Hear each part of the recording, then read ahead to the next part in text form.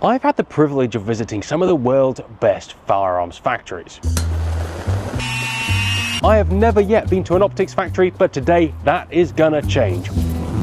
Alright, we're here in Sweden at Aimpoint, the guys who invented the red dot sight. We looked around, got involved in production. Yeah, bang. I basically made an Aimpoint. Yeah. Yeah. You're good to go. Yeah. And did our fair share of testing.